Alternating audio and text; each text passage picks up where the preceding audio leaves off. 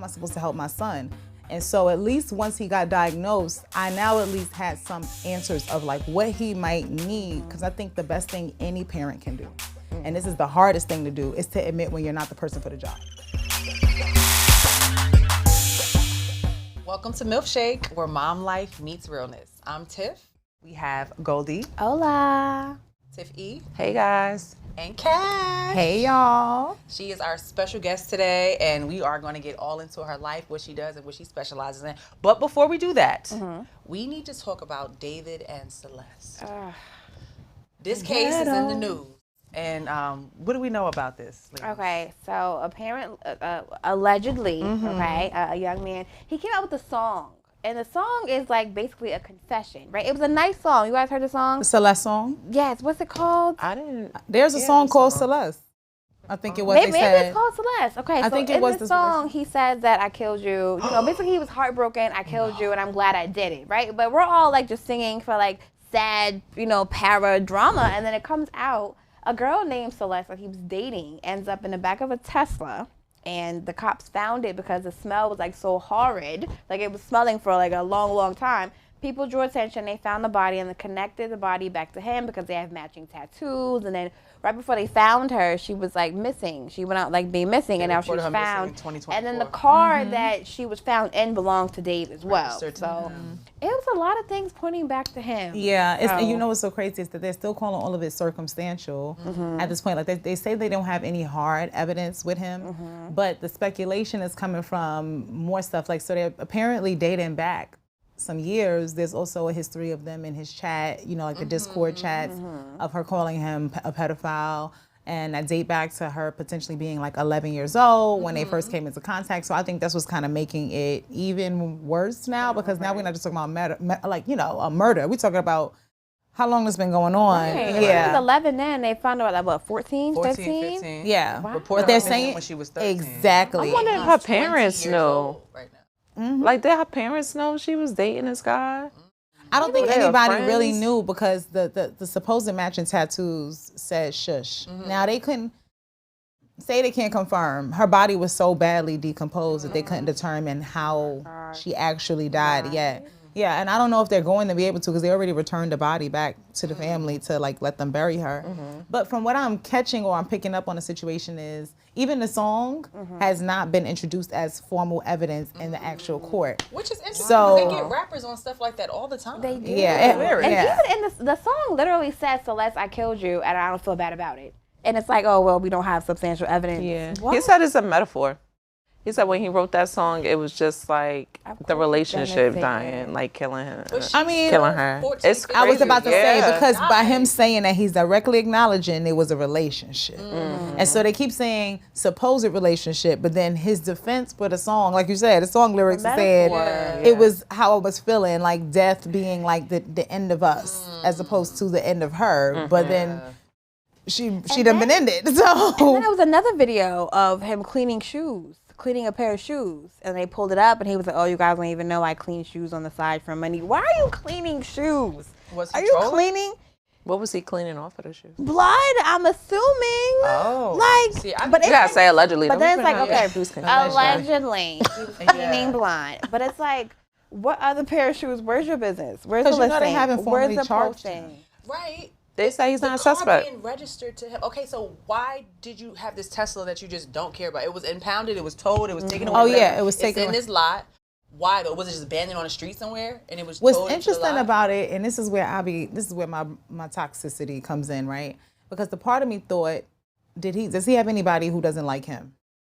Because So, this like, would be the perfect Set up. right? All right. Because we can't put it out of our mind that somebody might do it, because it does seem like very obvious moves. I'm gonna leave the body in my car, leave it parked, and let it decompose. It does seem like a stupid thing to do.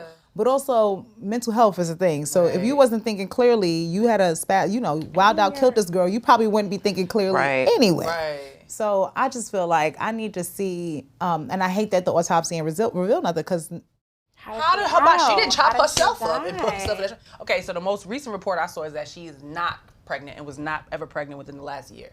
They examined her body to determine that she was not, because I guess maybe that would have been a motive. Oh, I got this minor pregnant. I got to end this. But no, she wasn't pregnant. So it's like, dang, Did she piss you off that much that you had to unalive her? She started calling him a pedophile. Apparently, she started calling him, allegedly, she started calling him a pedophile in the Discord chats, right? Like, so, and then he was telling the moderators to delete, you know, certain stuff.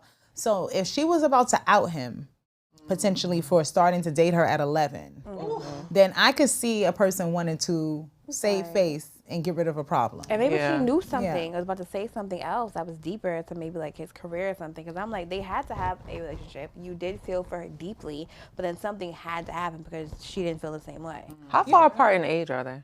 He's 20. 5-6 years apart. Well, how old was she? Right now, she's 14, She was 15. 14. She's unalive. And if she was 11, I mean, so he was 11, he 16, was 17. 16. Yeah, that's okay. Because I was trying to think, how old was he? And you know what they say, like, unfortunately, in their statistics that back this, if a person would date someone that young, a lot of times people who do have that pedophile side of them, when that person starts to get older, they're no longer finding that person attractive And now because now they're too old and they younger. might potentially be looking for a younger person. So there's a lot of different ways that whole thing can go because it happens. It happens, but I just need some concrete. Right. But if they can see she wasn't pregnant, why can't they see the cause of death? I don't understand. Like, you can go so deep into just the anatomy. Okay, there was no embryo, there was no egg. You can't see what happened. Because all they care about, they care about a woman's reproductive organs. They care about that in Yeah. America. Phone record. I guess on the body is like decomposed. Nothing. Like, Nothing. I find that to be Where were they last seen, or where was she last seen alive? Yeah. Like, is there a trail of something that can give me some of her last movements? I did read also that she had been, I don't know if reported missing, but she definitely was missing more than one time. More than once. So she may have been a troubled child also. Maybe away. one of those teens that just was, you know. Or who was done for a boy. Because I know that I was one. Really? I know when I was at 13, 14, I was going to take that ass whooping. I'm not going to lie. You know when you about to get Yeah. like, you done did something. I know. You rationalize. Just stay out. Let me just get ready for it. I feel like, oh no, you gotta go home. We No, measure the I'm just scared. consequences, Yeah. and if we determine that it's good enough, then I'm like, she gonna be my ass for like 60 seconds. I'm gonna cry, go to sleep. Tomorrow I'll be good, but I will have seen that boy. Yeah. So she might have been one of those. You know? Speaking of kids, you know, they all come in different sizes, shapes, forms, levels, frequencies. I want to spend some time talking about neurodivergent children. Okay. So what do you guys know about it? What do you have any questions about it? Because everybody doesn't know, you know. Right. Okay. So what is neurodivergent? What does that mean? I'm neurodivergent, Okay. and my children are too. I think neurodivergent the term was coined after people started to use the term neurotypical to describe individuals who didn't have a diagnosis of some sort of developmental or delay or anything like that. And so instead of calling them special or all these other terms that have more negative rooted connotations, neurodivergent means neurologically I'm divergent, I'm different than the typical, or whatever the case is, or what is considered to be typical, because really it's a social construct, right? Based on what we deem as typical behavior, this person fits on the outside of that. But it doesn't mean that they're necessarily mentally retarded or any of those other things that people used to use. So, Might not fit that norm. right, the norm. And I think, if I'm being honest, who does? Right. Like, that's the part about it. I think now that we are in this day and age where so much more is on social media and you can see it, the question becomes to me, who is regular? That's why I love TikTok. Right. Yeah. I see so many different types of people on TikTok as opposed to perfect Instagram and older Facebook. I'm going on TikTok, I'm seeing people of different ages, different speech. Maybe they're nonverbal, maybe they are high functioning, maybe they're low functioning. But I love it. And what I love is how many times we share pages of people who are neurodivergent, but they are just being themselves. They're the most relatable people because I think that fall in love with their personality. they basically live the way we wish we all could live, but they don't give a damn. That part. Yes. Like, I think we care so much sometimes about how people are going to perceive us that we put more energy into caring how we show up as opposed to just showing up. Yes. I have a question. Yeah. So with that definition, thank you. I feel like, do you guys feel like, me, when I'm older, I've been saying like, oh, ADHD. Like, do you feel like neurodivergency and ADHD are just normal characteristics we don't know that we had until we got older? And now we're like, you know what, this is what this is. Like, this, like, it's fine. It's a characteristic, but it's like, oh, ADHD. Oh, I have this. Like, do you guys feel that way? I think it comes from also when we gain these better understandings Right. of things, right? So like for my daughter, when I got her evaluated, super intelligent, honor roll student, but I just was seeing you hate to compare, but you also can't help it, right? Okay, these kids are moving a little bit faster with this. Oh, this speech is a little bit clearer, or something's different. Let's remove the stigma of getting your child evaluated. Right. Because get your child the help they need. Don't get me started on Why that would one you right allow there. your Don't get child started to on it. struggle? You know Exactly. what I'm You know what's so crazy? Get them the help they need. I tell people all the time that the greatest relief I ever got was the day my son was diagnosed. Because you understood him. Right, and even to what we just said about it, I feel like giving these things a name is what we do because it makes us feel like we understand it better. Like the human brain, I don't think, just in general, we don't like stuff that don't make sense to us. Right. So we got to make it make sense. Let me give it a title. We're gonna call it this. We're gonna call it that. Because like, first of all, these medical names, where they even be coming up with them? Who came up with autism? I want to know why.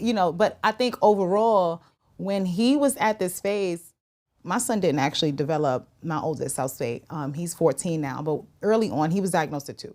So he was one of those kids technically in the early intervention window, but his first evaluation process, he was rejected. Initially, I had to advocate for him to be retested because I could tell after 18 months, he experienced a significant shift. He was hitting every milestone on time up until that point. And then not only did he stop, he regressed. So words that he was using, he stopped using. So he used to tell me when somebody was at the door and then suddenly he wasn't using any words. But he was still doing sounds, singing songs from his favorite show. He loves some Yo Gabba Gabba. I ain't going. That was my dream. Yeah. Don't get me started. I know everyone. I used to be in there like, Mono, watch where you're going. I still sing Party in My Tummy. My tummy. That is my And you know what's, and there's songs on there that I still sing till this day that calm him down. And I'm going to get in the character. I'm going to be like, Proby, why are you mad? But it's like, it's one of those things that I started to notice. I was like, he's not doing those things. And it's okay, I'm going to say this because I think emotionally, many mothers probably can relate to this feeling. I was looking forward to the day that my son called me mom. And I felt like we were going on that path. And then at some point, hearing mama didn't feel like a thing was going to happen. And this is my first child. So like all these things that I was looking forward to in motherhood, which is why I'm writing a book right now, honestly, on it, called What Not to Expect When Expecting. Because I don't feel like nothing prepared me for the things that I was looking forward to, and like being a mom, that I had to realize this is not about to be an experience right now. But I will say the stigmas, you hit it on the nose, because in the beginning, I don't think anybody in my family even said, oh, you should get him checked or you should get him evaluated. I just was one of those people, and this is my ADHD. Now I know that because I'm late diagnosed as an adult, right? But my brain can't move forward if I have a problem that I can't foresee a solution. I don't have to have it fixed today, but I need to at least know. And I couldn't foresee how, I didn't know what to do with this. I was like, how am I supposed to help my son? And so at least once he got diagnosed, I now at least had some answers of what he might need, because I think the best thing any parent can do, and this is the hardest thing to do, is to admit when you're not the person for the job. Right. Yeah. As a mom or a parent, you want to feel, you know what I mean? Like, I can take care of my child, I can handle. But at some point, I had to be like, this one is not mine. We need a specialist. We need As mothers, we are not bigger than the program. Right. That's But true. you know what? It takes a really great mom to even admit that and be like, you know what, this is hard. Because I feel like the mothers who deny that and they have an image they have to upkeep and outside looking, and you end up being lesser than. And who ends up affected? Yeah. The child. They spend longer time without resources that could have potentially changed the entire trajectory of their life. Intervention is key. Very early key. The earlier, the better. Yeah. The thing about that is, so when my children were small, we were in Pennsylvania. So my son is autistic. He's 18 now. Hey, Jodo. He's 18 in college. Oh my God, I'm about to cry. So he was diagnosed when he was 4. He hit his milestones, but he's just stopped talking 3. He was just mumbling, and he couldn't get his words out. So we went to the doctor.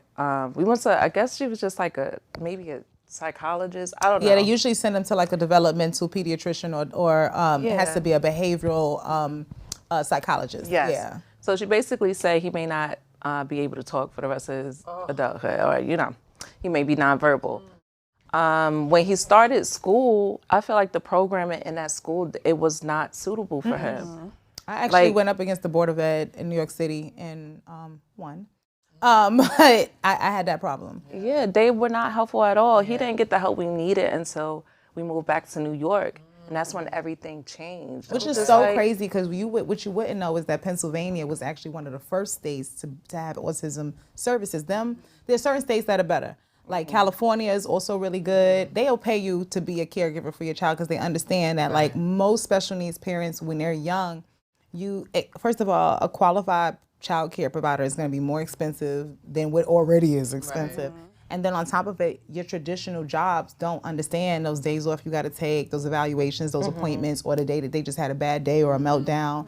So like a lot of like parents, it doesn't just affect your child, it doesn't just affect your life, it affects potentially what careers you can work in. That's what literally made me change my whole career. My son getting diagnosed took me out of politics and put me into sex. And, Oh, girl, that is some shift. Okay, so you both said something. You said 18 months and you said 3 years old for Joe. Do you think there was any factors that may have contributed to that shift, or do you just kind of, what do you feel was... I know this is going to sound I'm not a conspiracy theorist, let me say that. I like to deal in fact.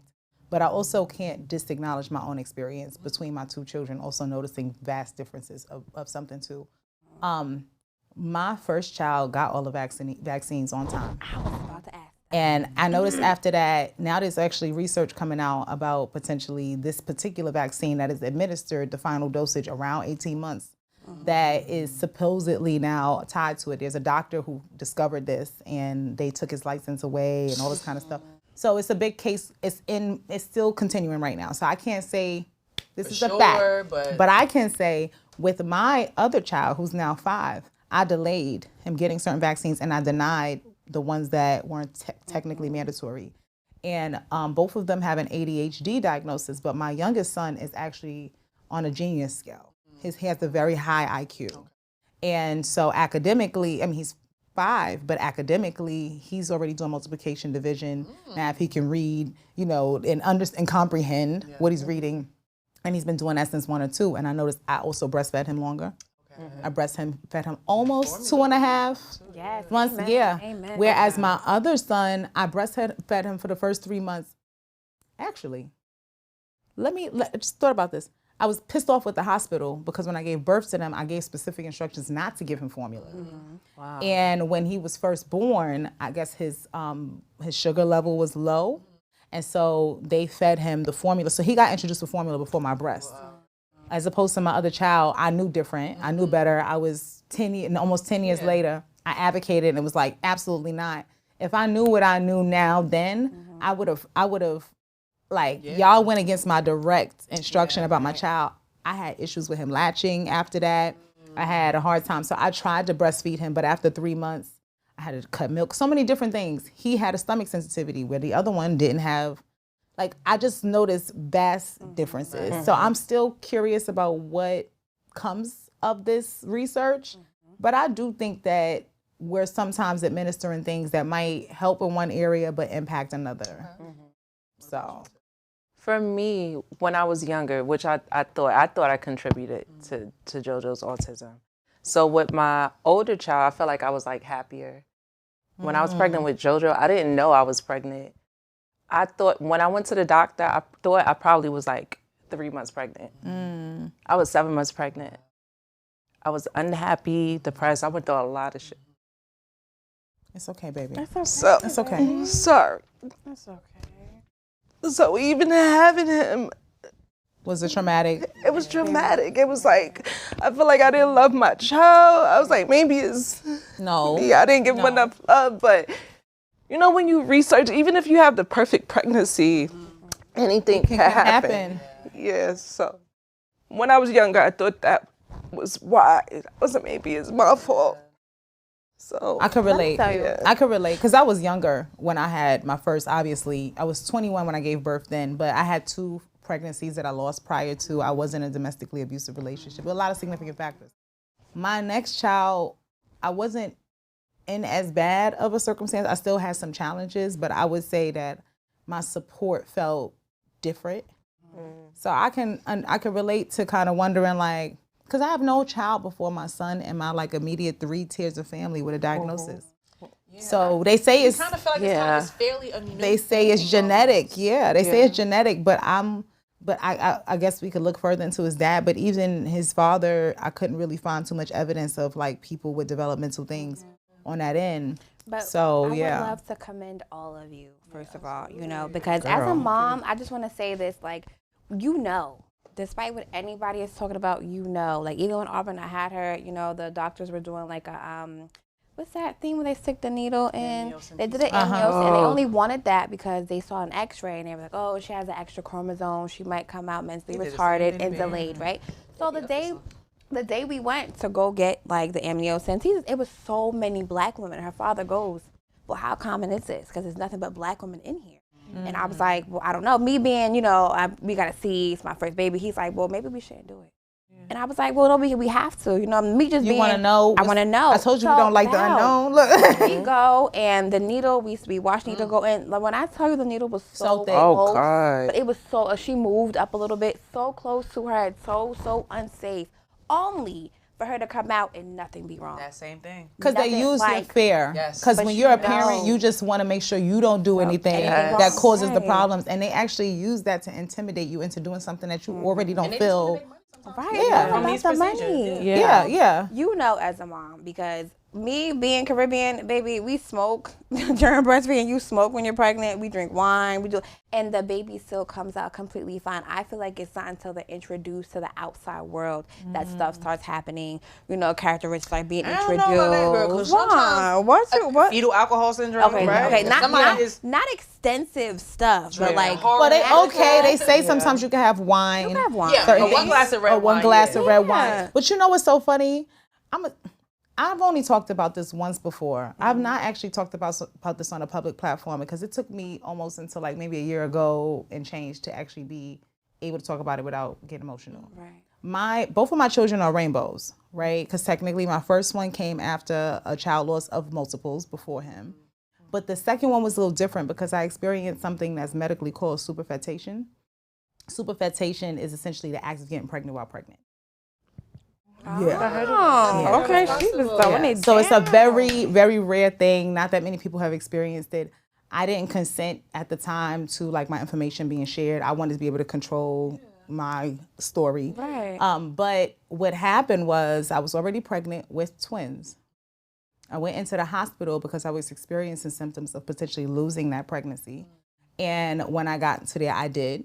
Right, and I was a little further along in the pregnancy, so I was into my second trimester when my twins were lost.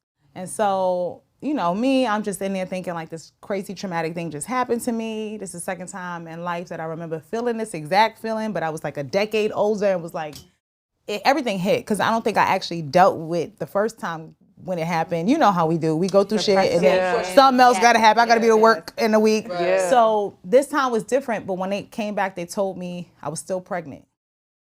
And I was like, right. So they had did like a DNC. They were about to do a DNC. Okay. What's a DNC? Right, and cleaning out. So they were doing imagery to check me before doing the DNC, and that's when they saw there's another embryo inside of her. It was in a completely separate sac. Wow. And they were not the same age in gestation. So I got pregnant a little after I had already been pregnant with the first two. Oh, yeah. That's magical. So it was insane. It was insane. But mentally, I was trying to process, how am I supposed to, like, I'm grieving the loss, right? But are we celebrating? So confusing. It was. How big was the age difference? Was it like? Oh, we were talking about, no, not close. My youngest was 6 weeks in gestation. The others were closer to 18, 19 weeks in gestation. So it was a vast separation. I got, I'm one of those. What was your mindset when you found that out? I was about to go get a drink after this loss, and then they told me this, and I was like, so I can get a little liquor now. Yeah, it was hard because even them trying to explain it to me, and thank God for Black people in healthcare. Right. Because they were talking to me, and I don't think they understood that, like, nothing y'all are saying is making sense. And she had to just walk up and say, sis, that drink, you can't have it. Like, she had to get firm, like mother, auntie on me. And she was like, I know that what you're hearing right now is hard to hear, but what they're telling you is that there's a child inside of you who wants to live. And so she said, so I know that this is going to be hard. I need you to tether to your faith. We can pray over it. She like literally got in my face and she got me together and I'm looking at her and she was like, and we gonna pray. She was like, cause this child, I don't know what this child's supposed to do, but this child's supposed to do something. But she said to me, but I wanna give you your options, cause I can understand if after a loss, you don't wanna think about pregnancy. So if you do not wish to go forward with this other pregnancy, tell me. And we will honor that too if you need some time. So it was just like her ability to kind of like get you to, right. And after I sat with it, I was like, okay, this child is healthy. This child is vital.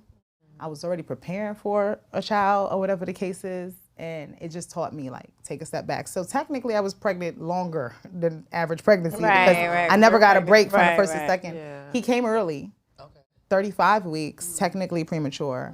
But full size weight, you know, completely healthy. And then now, like I said, he might have ate some of his little brains, little energy.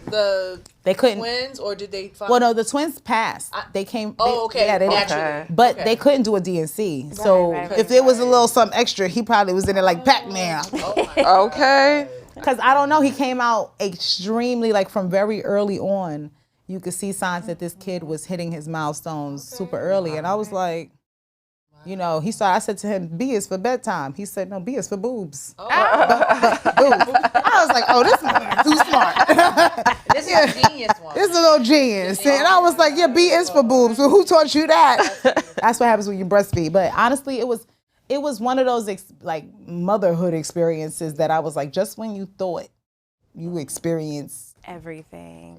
I like how you said the title, because I mean, I know when I was pregnant, I was reading them damn books. I was watching all the pregnancy movies, even the comedy ones.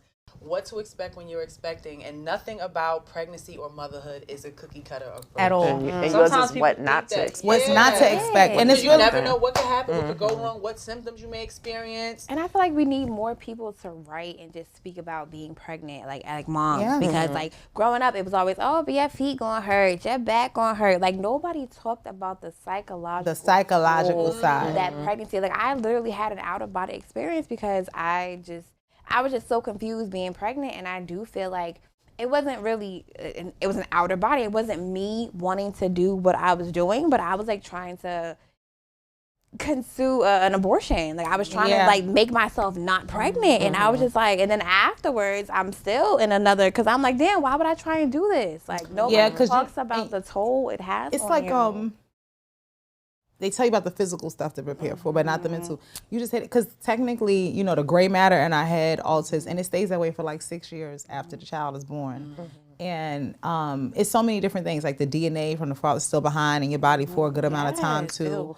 Right, that's how I felt. Please say this part, because when you become pregnant and you have a child inside of you, the DNA of the father stays inside of you for how long? It's literally up to 6 years. Up to 6 years, you have not only already having one person's DNA, you have two people outside of your own. Outside of your own, you are not yourself. You are not. You are never yourself. You are not. Men.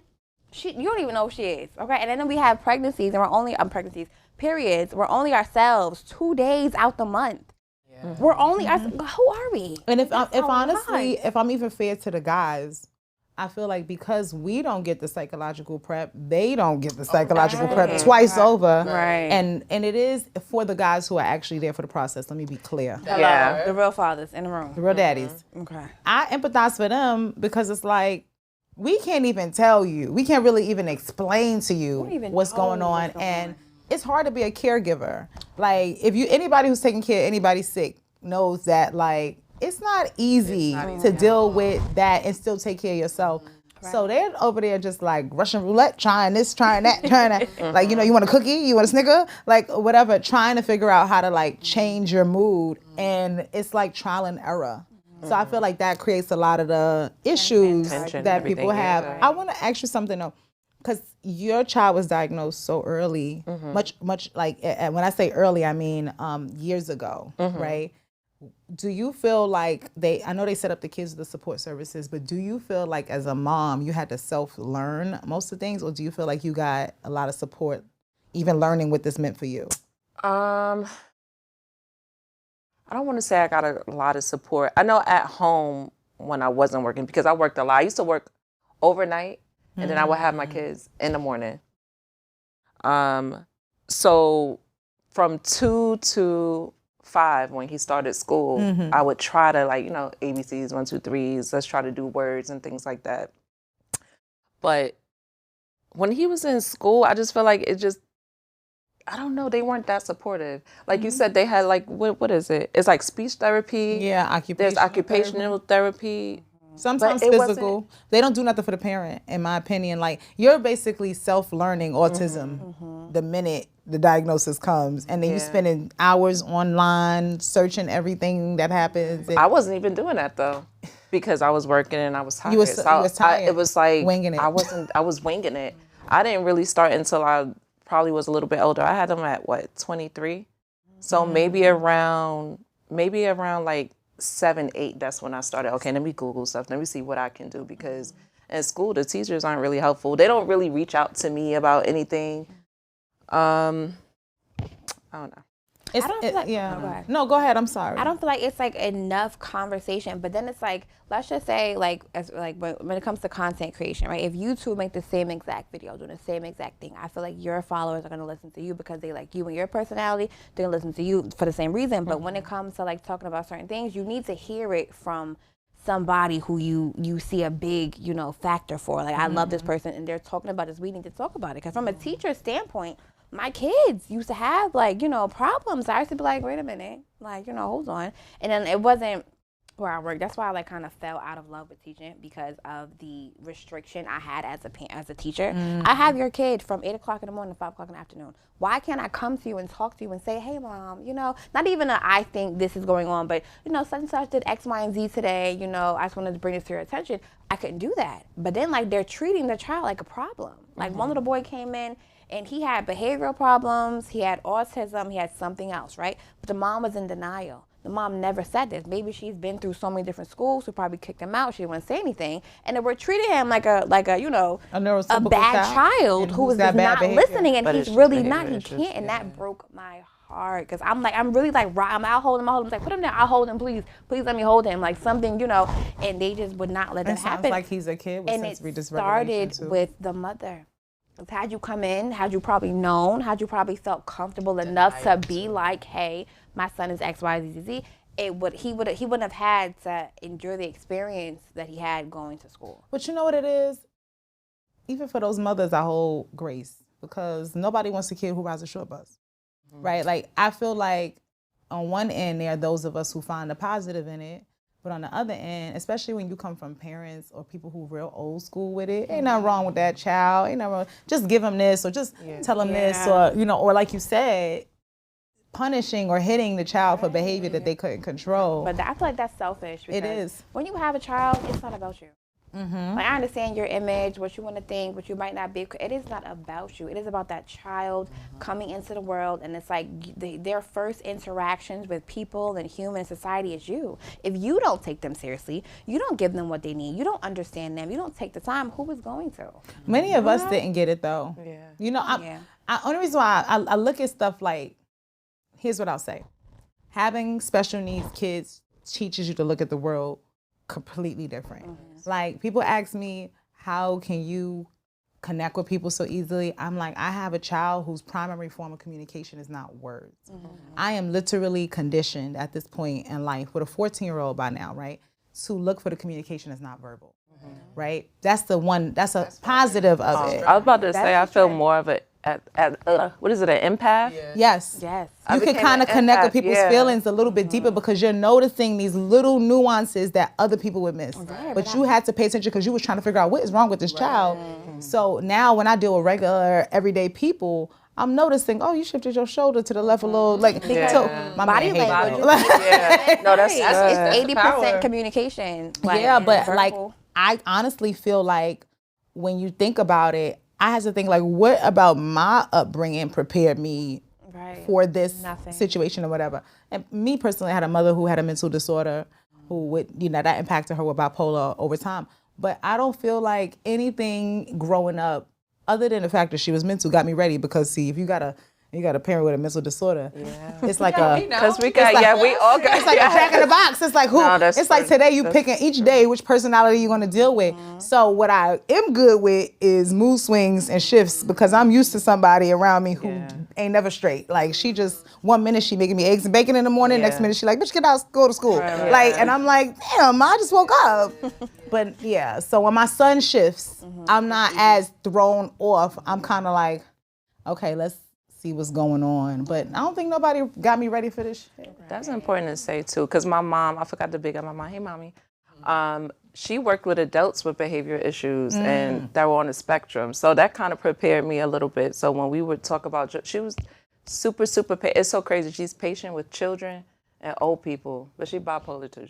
She crazy in the mud.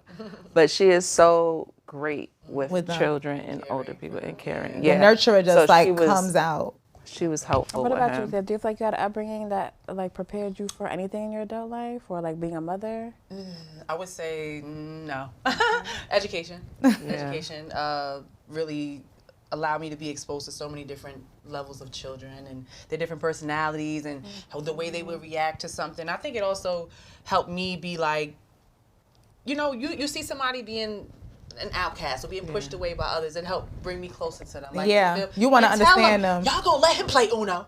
You ain't even know. Ain't nobody playing. If he can't. They brought the civil rights side of you. That's not right. It's just not the right thing to do. Isn't. So I did study special education for when I went back to school. But yeah, just learning about kids and again, being a mother. Being a mother is one thing that just teaches you so much patience and understanding, and that it's not always about you and how you feel and how you think because everybody. But thinks it is. It is, right? It is about me. No, you know what else it is my thing. They always say, "Oh, put the mask on yourself first." All right, guys. Well, that sounds so good. Shout out to all the mothers out there, and remember, okay, mothers know best. Until next time, thank you so much for joining us. Make sure to subscribe to our YouTube channel. Until next time, bye. Peace, y'all.